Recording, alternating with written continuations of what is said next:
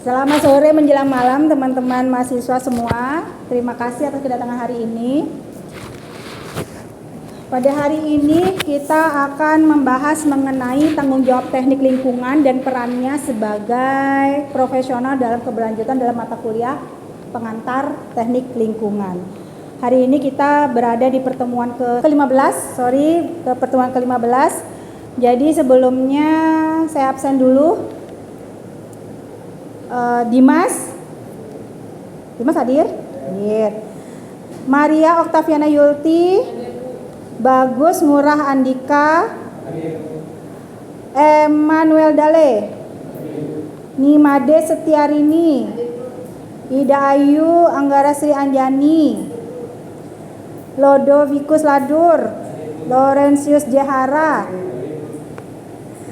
Arlanasius, Antonius Pedro, dan Patrick. Oke, terima kasih, lengkap semua. Jadi sebelumnya, Om Swastiastu, Assalamualaikum warahmatullahi wabarakatuh. Salam sejahtera bagi kita semua. Sebelum kita memulai perkuliahan hari ini, hendaknya kita berdoa dulu kepada Tuhan, bersyukur kepada Tuhan kita sudah diberi waktu berkumpul di sini. Berdoanya sesuai dengan agama dan kepercayaan masing-masing, ya. Berdoa, mulai.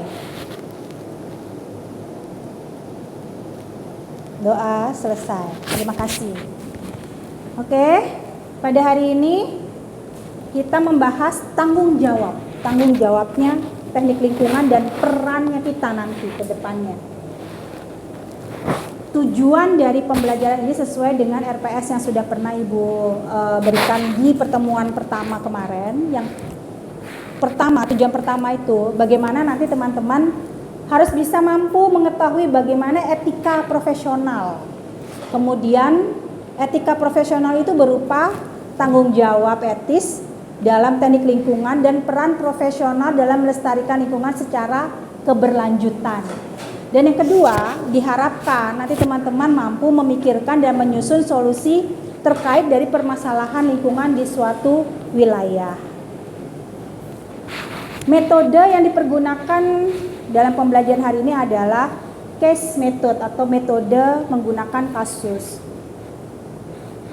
Kita mulai dari awal. Definisi dari ahli teknik lingkungan itu adalah kita nanti adalah seorang profesional yang punya spesialisasi dalam merancang, makanya nanti ada perencanaan, kemudian mengembangkan inovasi, kemudian menerapkan solusi untuk melestarikan dan melindungi lingkungan alam. Digarisbawahi melestarikan dan melindungi lingkungan alamnya, ya. Kemudian perannya kita ke dalam masyarakat nanti. Yang pertama, kita diharapkan bisa memberikan saran. Kemudian bisa turut serta dalam membuat kebijakan. Terus mengawasi proyek-proyek pembangunan yang berwawasan lingkungan. Zaman sekarang Indonesia sudah mulai proyek-proyek pembangunannya cukup tinggi. Presiden sendiri sudah mencanangkan pembangunan Indonesia ke depan itu akan semakin digalakkan. Nah, di sana nanti kita dibutuhkan. Karena pembangunan yang tidak berwawasan lingkungan akan membuat negara kita menjadi negara yang tidak mengedepankan kelestarian lingkungan. Nanti mau jadi apa? Kita mewariskan apa sama anak cucu kita nanti? Akan seperti itu. Jadi pemikiran kita harus ke arah situ. Kemudian tanggung jawab profesional kita nanti. Kita bertanggung jawab untuk memastikan ya pembangunan dan industri-industri meminimalkan dampak negatif terhadap ekosistem dan sumber daya alam. Jadi gimana caranya kita punya tanggung jawab untuk memastikan pembangunan yang ada di Indonesia ini, baik itu juga industri-industri yang ada, itu bagaimana dia meminimalkan dampak untuk ke lingkungan.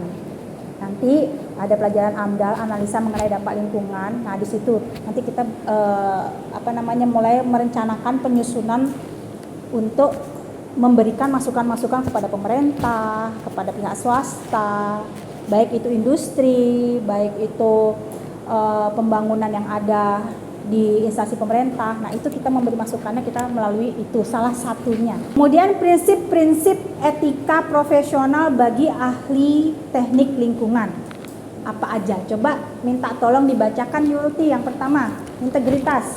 Yang pertama ada integritas, di mana seorang ahli teknik lingkungan harus menjunjung tinggi integritas dengan bertindak jujur, transparan, dan bertanggung jawab dalam setiap tugasnya. Nah, itu maksudnya apa? Coba. Kira-kira apa? Jadi teknik lingkungan itu harus jujur. Nggak boleh bohong. Nggak boleh nanti nipu-nipu yang harusnya itu tidak sesuai untuk lingkungan. Kita merekomendasikannya menjadi sesuai hanya gara-gara di belakang ini dong. Nah, seperti nggak boleh seperti itu. Kemudian harus transparan. Harus jelas. Harus pelaporan-pelaporan itu jelas dan biasanya disosialisasikan, tidak boleh di-keep sendiri. Kemudian bertanggung jawab dalam setiap tugasnya, ya. Jadi harus punya tanggung jawab. Yang kedua, keadilan. Tolong dibaca, Bu Ade. Selanjutnya keadilan, di mana membuat keputusan yang adil dan tidak berpihak dengan pertimbangan dampak terhadap semua pihak yang terlibat. Itu gimana? Kira-kira kalau dijelaskan itu bagaimana? Membuat keputusan yang adil dan tidak berpihak dengan mempertimbangkan dampak terhadap semua pihak yang terlibat. Jadi, sebagai seorang ahli teknik lingkungan, kita harus adil, tidak berpihak. Mentang-mentang sebelah sini, nanti tak kasih banyakan. Oke deh, ke kamu aja. Yang sini yang nggak punya banyak, kemudian disingkirkan, nggak bisa kayak gitu ya. Kemudian dari hal itu pertimbangkanlah dampak terhadap semua pihak. Dampak lingkungannya gimana, dampak sosialnya bagaimana, dampak sama si pemerintah bagaimana, sama pihak swasta bagaimana. Kita harus adil, agak susah memang. Jadi seakan-akan kita nanti menjadi hakim, ya. Jadi harus adil. Kemudian yang ketiga, keberlanjutan, mengutamakan solusi yang berwawasan lingkungan dan memenuhi kebutuhan generasi sekarang tanpa mengorbankan generasi mendatang. Nah, itu tadi. Jadi apa yang kita buat sekarang, kita wariskan untuk generasi kita, anak, cucu, cicit, dengan kualitas yang sama minimal seperti sekarang lingkungannya. Bahkan kalau bisa lebih baik. Jangan sampai kita mewariskan ternyata lebih buruk, kasihan. Jangan-jangan nanti anak cucu kita kedepannya sudah pakai masker terus. Kita kemarin aja pakai masker berapa tahun tuh? 2 tahun ya, 1,5 tahun. Itu sudah rasanya sudah lelah. Pakai lipstik nggak kelihatan, kumisnya kita nggak kelihatan. Nah, seperti itu. Terus tantangan dalam menjaga integritas dan etika profesional. Apa aja tantangannya? Tantangannya, yang satu pasti ada konflik kepentingan. Ya, jadi kita pasti akan dihadapkan pada situasi di mana tuntutan klien atau pemberi kerja atau investor itu dapat bertentangan dengan prinsip-prinsip etika profesional kita. Tadi prinsipnya tadi, kan kita harus jujur, harus adil, segala macam. Tapi pada kenyataannya nanti di lapangan ada kasus-kasus di mana kita akan dihadapi pada konflik kepentingan. Jadi kalau iman kita nggak kuat, dasar kita nggak kuat, moral kita nggak kuat, makanya di kuliah kita diajarkan ilmu budaya dasar, pendidikan karakter, agama. Itu adalah untuk sebagai landasan kita bagaimana di saat kita menghadapi suatu konflik. Kita sudah tahu kita harus bagaimana. Boleh teman-teman, aku anak bandel nih, aku anak geng gitu. Tetapi di saat kita harus mempertaruhkan dunia ini, lingkungan ini yang akan kita wariskan nanti, kita harus sudah punya prinsip. Jangan sampai kita nanti begitu menghadapi konflik kita kolaps. Kemudian ada tekanan politik dan ekonomi. Nah, jelas. Seperti kemarin kan ekonomi dan lingkungan tuh agak susah sekali berjalan beriringan. Kemudian apalagi ada politiknya, susah, ya kan? Kalau kira-kira dari akhir-akhir ini, berita-berita akhir-akhir ini, kerasa nggak bahwa urusan lingkungan itu kalau disandingkan dengan ekonomi dan politik itu jomplang. Apa jomplang itu? Apa ya, tidak seimbang. Terasa nggak? Terasa kan? Jadi di mana politik lebih dipentingkan, ekonomi lebih ditingkatkan, urusan lingkungan, kelestarian lingkungan yang akan dikorbankan. Nah, jangan sampai seperti itu. Pasti pikirannya nggak bisa deh, kayaknya bisa. Asal tadi, balik tadi, prinsip dan etikanya tadi harus kita pegang baik-baik. Kemudian kurang pengawasan, terbatasnya pengawasan dan implementasi kode etik dapat memberi ruang bagi perilaku tidak etis yang sulit dideteksi, sulit terkadang untuk kita deteksi. Misalnya Pedro nanti menjadi pengawas proyek, Pedro sudah baik, ternyata anak buahnya si Dimas tidak terdeteksi melakukan adanya kecurangan-kecurangan. Ternyata bermasalah proyeknya, yang kena Pedro sebagai pengawas proyek, dimarahin, kenapa kamu begini? Pedro nggak tahu apa-apa, saya nggak tahu. Ternyata yang nakal adalah Dimas. Nah itu terkadang itu tidak terdeteksi karena kurangnya atau terbatasnya pengawasan. Ya, terbatasnya pengawasan tuh bisa karena modal nggak ada, SDM nggak ada, nah semacam itu. Kemudian keempat, kompetensi profesional. Perkembangan teknologi dan pengetahuan yang cepat menuntut ahli teknik lingkungan untuk terus memperbarui kompetensinya. Nah, makanya dia bilang, begitu nanti lulus teknik lingkungan S1, skillnya ditambah, bikin SKA, sertifikat keahlian. Ya, itu tidak seberapa, tetapi nanti penggunaannya akan menghasilkan banyak laba, banyak keuntungan buat kita. Kemudian pada saat ini sekarang skillnya ditambah kayak belajar AutoCAD, mungkin belajar bahasa Inggris, yang bahasa Inggrisnya masih yes no, by me sir, nah gitu tuh ditambah bahasa Inggrisnya. Karena kedepannya kita sudah mulai membuka perdagangan global, dan itu orang-orang luar itu akan masuk banyak ke kita, dan mereka yang punya uang mereka akan memberikan investasi ke kita. Di saat kita nanti tidak bisa berbahasa Inggris, kita tidak bisa merebut kesempatan itu dikalahkan sama yang pintar-pintar bahasa Inggris karena orang-orangnya orang luar. Jadi disuruh menjelaskan dokumen tender, ini apa ini? Pakai penterjemah. Nah, penterjemahnya nanti yang akan istilahnya apa ya, mensliding kita gitu ya, menelikung kita. Nah, bisa jadi seperti itu. Nah, jangan sampai itu terjadi. Jadi harus tetap memperbarui kompetensinya dan menambah skill kita. Terus pentingnya perlindungan lingkungan dalam pembangunan yang berkelanjutan. 1. Pembangunan yang berwawasan lingkungan. Upaya melestarikan lingkungan menjadi kunci untuk mencapai pembangunan berkelanjutan dengan teknologi hijau dan praktek-praktek yang ramah lingkungan. Sudah tahu teknologi hijau kan? Kemarin sudah kita ngomongi teknologi hijau itu apa aja. Yang tenaga surya, tenaga angin, listrik, nah seperti itu. Kemudian menjaga keseimbangan ekosistem. Perlindungan lingkungan memastikan kelestarian ekosistem dan memungkinkan generasi mendatang untuk menikmati sumber daya alam yang melimpah. Nah, jangan sampai ekosistem rusak. Nanti jangan-jangan ke depannya 2 generasi kita berikutnya nggak tahu namanya pohon rambutan tuh kayak apa sih. Nah, itu juga sering terjadi.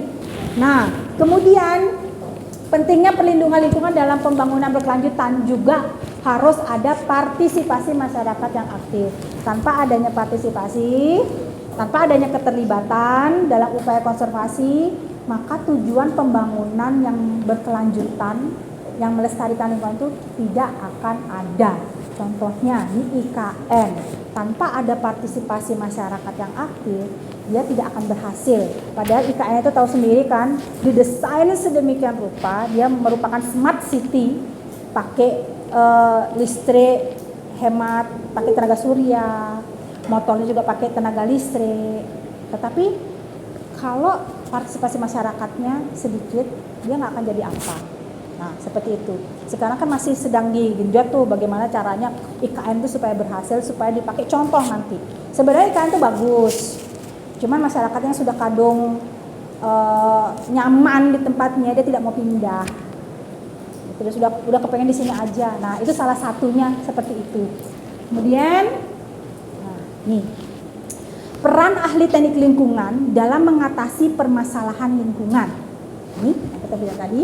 Yang pertama, analisis komprehensif. Seorang ahli teknik lingkungan, dia memainkan peran kunci dalam melakukan analisis mendalam terhadap situasi lingkungan. Dia melakukan analisis. Dia mengidentifikasikan, dia mengevaluasi dampak yang mungkin terjadi. Contohnya, kira-kira pada saat apa seorang ahli teknik lingkungan itu harus melakukan analisis, harus melakukan identifikasi sumber masalah, harus mengevaluasi dampak yang mungkin terjadi. Contohnya apa? Pada saat apa? Contoh, yuk. Ya, silakan. Membuat perencanaan. Ya, jadi kasusnya begini. Kalau misalnya pada Sungai A, Sungai Ayung gitu ya.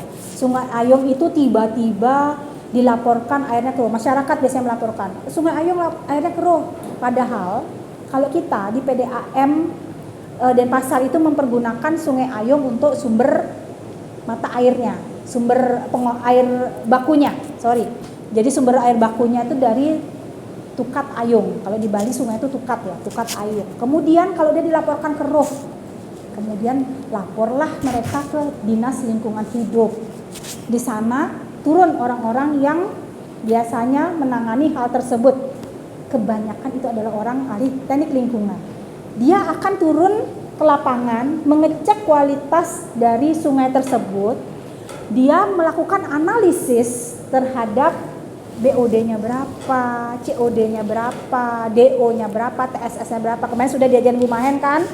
Nah, sudah tahu BOD itu apa. COD itu bukan cash on delivery ya. Tapi COD itu apa? COD? Bu Mahen, anak buahnya. COD apa? Chemical, oksigen, demand. Atau kebutuhan oksigen secara kimia. Nah, di situ dia melakukan analisis. Kemudian dia mengidentifikasi sumber masalahnya. Apa sumber masalahnya? Ternyata ada longsor di hulu yang menyebabkan dia keruh. Contohnya seperti itu. Atau ada banjir bandang. Contohnya seperti itu. Setelah itu, yang dilakukan kita, teknik lingkungan adalah mengevaluasi. Ini gimana ya? Ini mau diapain ya? Ini harusnya gimana ya? Nah, seperti itu. Kemudian setelah itu semua ada lagi pengembangan solusi. Kita merancang, mendesain, mengimplementasikan solusi-solusi yang sudah didapat dari evaluasi tadi. Baik itu secara teknis. Contohnya, sistem pengolahan limbah. Kemudian pengelolaan air bagaimana? Kemudian teknologi energi bersih. Apa energi bersih? Contohnya energi bersih apa? Energi bersih. 1. Motor listrik. 2. Penggunaan angin. Ya. Lagi 1 yang paling sering. Tenaga surya. Itu jangan lupa. Itu yang paling lagi booming sekarang, motor listrik, tenaga surya yang seperti itu. Kemudian pengembangan solusi tadi untuk mengatasi permasalahan lingkungan secara berkelanjutan. Ingat tetap namanya kalau bahasa Inggrisnya sustainable, berkelanjutan. Kemarin di WWF pasti sering dengar sustainable, water for sustainable, ya kayak gitu. Kemudian komunikasi efektif. Teknik lingkungan berperan sebagai penghubung antara pihak-pihak terkait. Kita menerjemahkan informasi teknis menjadi bahasa yang mudah dipahami oleh pemangku kepentingan. Ini kita pegang nih hasil analisisnya BOD sekian, COD sekian. Nah, kalau kita kasih sama orang yang tidak mengerti, orang biasa, yaitu tadi apa COD, cash on delivery nih. Nah, seperti itu. Nah, sebagai seorang ahli teknik lingkungan, kita kasih tahu, ini loh Pak, ini loh Bu, maksudnya BOD ini seperti ini. COD itu masih seperti ini. Jadi air ini tercemar, jangan dikonsumsi. Nah, kita memberikan bahasa yang mudah dimengerti oleh masyarakat. Gimana caranya kita menjadi seperti itu? Makanya selama di kuliah selalu didorong untuk presentasi. Kemudian bagaimana caranya komunikasi. Selalu dosen itu datang, Patrick, coba ini apa? Lodi, ini apa? Jadi memancing teman-teman semua untuk bisa berbicara dan tidak malu untuk mengatakan apa isi hatinya terkait dengan mata pelajaran ini. Nah, seperti itu. Jadi nggak usah deg-degan kalau misalnya satu saat, Ade, coba Ade gitu. Aduh, gimana nih ya? Jangan seperti itu. Tapi itu tujuannya adalah untuk bagaimana caranya kita nanti bisa menerjemahkan informasi teknis menjadi bahasa yang lebih mudah dimengerti ke masyarakat. Nah, kemudian advokasi kebijakan. Kita juga terlibat dalam memberikan masukan dan rekomendasi kepada pembuat kebijakan untuk memperkuat regulasi dan praktik-praktik pengolahan dan pengelolaan lingkungan yang lebih baik. Jadi nanti selain kita merancang, mendesain, menganalisis, mengevaluasi, kemudian menerjemahkan, kita juga memberikan nanti masukan-masukan dan rekomendasi kepada pembuat kebijakan. Tapi ingat, etika kita sebagai seorang ahli teknik lingkungan harus tetap dijaga. Berikutnya, kolaborasi dengan pemangku kepentingan untuk melestarikan kepentingan, tetap digarisbawahi, melestarikan ke lingkungan. Jadi apapun yang kita lakukan digarisbawahi harus melestarikan lingkungan. Saya sebagai seorang ahli teknik lingkungan adalah melestarikan lingkungan secara berkelanjutan. Gimana caranya anak cucu kita juga bisa menikmati lingkungan yang bisa kita hirup sekarang. Jangan sampai mereka pakai masker, apalagi masker yang kayak di film-film itu yang pakai oksigen, ya, jangan sampai seperti itu. Sebagai ahli teknik lingkungan penting untuk berkolaborasi dengan berbagai pemangku kepentingan dalam upaya melestarikan lingkungan. Penting, ingat, kolaborasi, nggak bisa kita kerja sendiri. Hal ini melibatkan kerjasama erat dengan pemerintah, industri, LSM, masyarakat, baik itu sipil, swasta, untuk mengembangkan solusi inovatif dan terpadu. Ingat, solusinya harus inovatif, bukan solusi yang sudah pernah ada. Kalau solusi yang sudah pernah ada, kalau misalnya itu tidak bisa dilaksanakan, nah gimana caranya kita menginovasi solusi tersebut menjadi bisa diadakan, mungkin bisa lebih diterima. Gimana caranya? Kemudian melalui dialog, ya, yang konstruktif dan keterlibatan aktif. Dialog yang konstruktif itu apa? Dialog konstruktif adalah bentuk komunikasi yang berfokus pada pemecahan masalah melalui diskusi yang terbuka, jujur, dan saling menghargai. Ya. Pentingnya pendidikan dan peningkatan kesadaran masyarakat. Pentingnya pendidikan. Kalian dididik juga di sini. Apa pentingnya? Pendidikan lingkungan. Jadi dia menanamkan kesadaran, memberikan pengetahuan bagaimana cara menjaga. Kemudian aksi masyarakat. Pendidikan lingkungan sudah kan ya. Kita sekarang sedang dididik mengenai lingkungan. Kalau aksi masyarakat, kampanye, aksi nyata, kemudian gimana caranya masyarakat bisa merubah perilaku, meningkatkan partisipasi, dan pelatihan profesional, pelatihan dan pengembangan kompetensi bagi profesional termasuk ahli teknik lingkungan, mendorong inovasi dan sosialisasi keberlanjutan. Jadi pelatihan secara profesional juga dibutuhkan untuk mendukung semua kode etik punyanya teknik lingkungan, ya. Nah, dari semua ini, apa kira-kira yang teman-teman dapat? Dari seluruh materi, dari seluruh teori yang sudah Ibu berikan, apa kira-kira yang sudah didapat? Ayo, kita ngapain aja? Ya, silakan Yulti. Seorang ahli teknik lingkungan itu harus bertanggung jawab dengan profesinya, Ya. terbuka dan transparan terhadap apa yang dia sudah miliki sebagai ahli, Oke. dan memberikan aksi nyata kepada masyarakat tentang bagaimana untuk peduli terhadap lingkungan, kesadaran untuk adanya lingkungan yang berkelanjutan yang dapat berfungsi bagi generasi selanjutnya. Oke, very good, guys, very good. Berarti sudah paham mengenai tema hari ini. Nah, kesimpulan yang bisa kita ambil dari mata kuliah ini adalah sebagai seorang ahli teknik lingkungan nanti, kan sekarang masih calon nih, sebagai nanti kalau udah lulus sebagai seorang ahli teknik lingkungan, kita punya peran penting dalam mewujudkan masa depan yang lebih ramah lingkungan. Gimana caranya masa depan kita itu adalah ramah lingkungan, baik itu pembangunannya, baik itu segi sosialnya, baik itu segi ekonominya, gimana supaya ramah lingkungan. Caranya kita harus punya komitmen. Dari sekarang sudah belajar berkomitmen.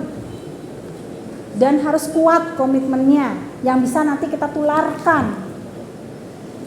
Terus kita terus berinovasi, ya, jangan malas. Kemudian cara yang berikutnya adalah berkolaborasi. Ingat, kita tidak bisa bekerja sendiri. Kita harus kolaborasi. Kemudian intinya semua setelah itu terjadi, gimana caranya kita lakukan itu untuk menyelamatkan bumi dari kerusakan lingkungan yang semakin parah. Sadar kan sekarang lingkungannya sudah parah, ya kan? Tanaman sudah nggak ada. Ya itu tadi contoh tadi, ibu yang di Denpasar aja harus ke Badung, ke Kabupaten Badung baru ketemu, oh ini pohon rambutan. Di Denpasar nggak ada. Ya, dari sana ada pertanyaan, ada hal yang didiskusikan, atau mungkin pengen menjadi stakeholder, gimana? Kepentingan tadi Bu. Ya. Jika masukan dan rekomendasi kepada pembuat kebijakan tidak diindahkan yang diberikan oleh ahli teknik lingkungan, apa prosedur lain yang perlu dilakukan oleh ahli teknik lingkungan untuk memperkuat regulasi dan praktik terhadap lingkungan? Apa kira-kira? Jangan bilang demo, udah ya. Kalau hal itu terjadi, ya, jadi sudah kita kasih nih rekomendasinya sama pemerintah, Pak, ini harusnya begini nih, nggak boleh ada reklamasi, contohnya seperti itu. Jadi menurut AMDAL yang sudah kami bikin, reklamasi akan membuat lingkungan kita akan semakin terpuruk, semakin rusak. Kemudian dia tidak menerima, apa yang kita lakukan? Kita nggak bisa melakukan apa-apa, karena kita tidak punya istilahnya kekuatan hukum untuk hal tersebut.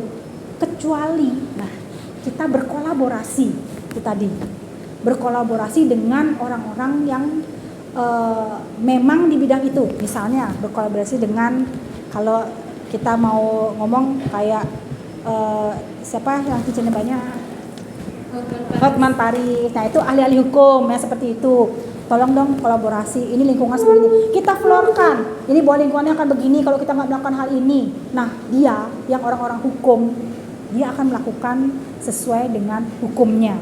Dia akan tahu ke arah mana akan dibawa. Mungkin ke DPR, mungkin mensosialisasikan ke masyarakat dulu. Kemudian masyarakat nanti akan memberikan statementnya. Nah, banyak hal-hal seperti itu. Itu biasanya kita harus berkolaborasi. Tetapi kalau kita sendiri yang menghadapi, kita tidak akan bisa. Karena kita tidak punya kemampuan dalam hal itu. Makanya harus kolaborasi dan pikiran kita harus berinovasi. Gimana? Bisa diterima? Oke, ada lagi? Ada?